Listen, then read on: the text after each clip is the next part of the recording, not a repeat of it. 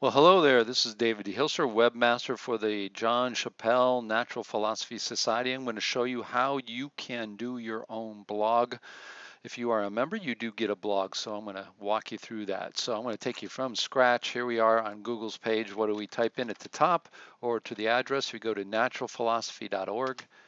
Hit return. That'll get you to the site, head of the site, and you'll start seeing everything working here. There's a login over here to the right, upper right, you can see there. I click on that and I log in. I can log in this case, myself, David D. Hilster, put in my password, and usually it's your email and a password you have.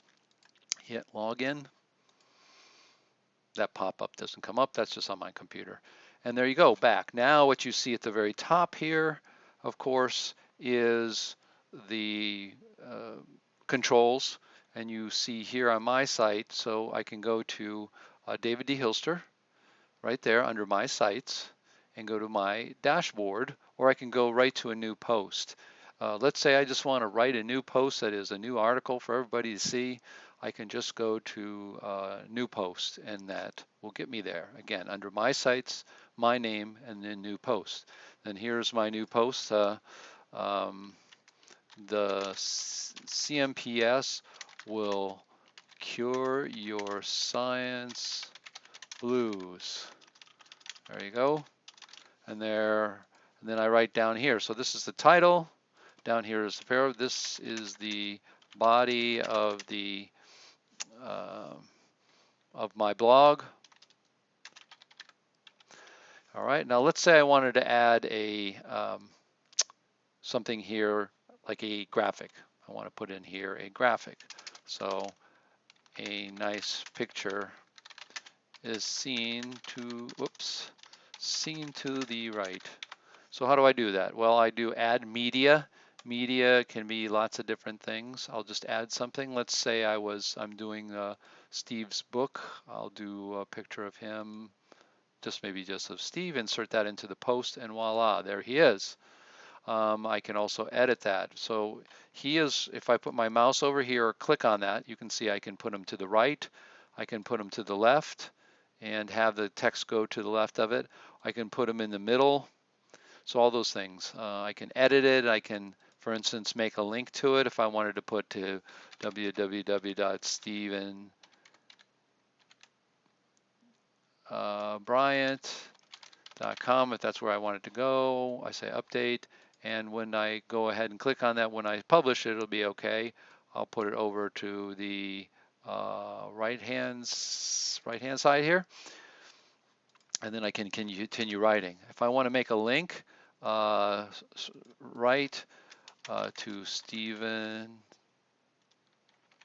picture, but let's say I want to put Stevens goes to his website. Well, I can do insert a link, all these things up here. I can put this here. Let's say I want to go to my einsteinwrong.com. That's totally wrong, but it doesn't matter. Then you can see that's done. I can preview it by coming over here and clicking on preview, and I can see what it'll look like to the audience once I publish it. It's not published. There it is. It says written by David D. Hilster. You can see it's on my blog here, that kind of thing. So it's all there.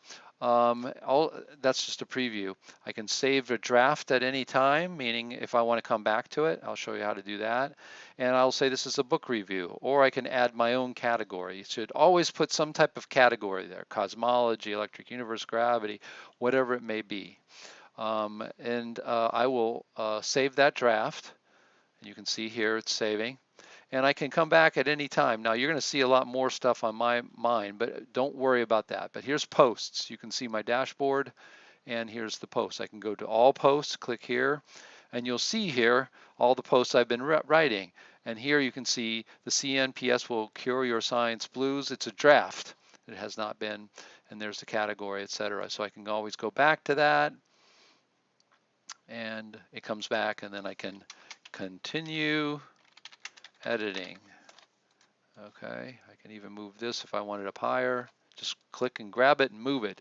It's pretty much what we call a WYSIWYG. What you see is what you get editor. I can again save a draft, and at any time I can then I'm going to get rid of these things. You won't have these there. But anytime you can take a look at it by view post or preview here.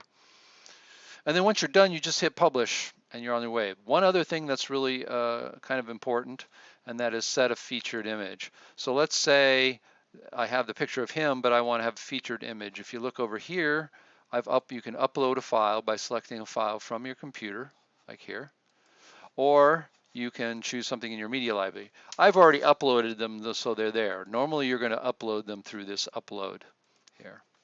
So I can click on any of these. Let's say I wanted to do this one. You can see this is the full picture over here, and I can insert that. And now that's the featured image. What that means is on the front page, it'll be the little image that represents this whole article. So if I go over to the preview, you're going to see, in fact, it puts the featured image at the top of the page.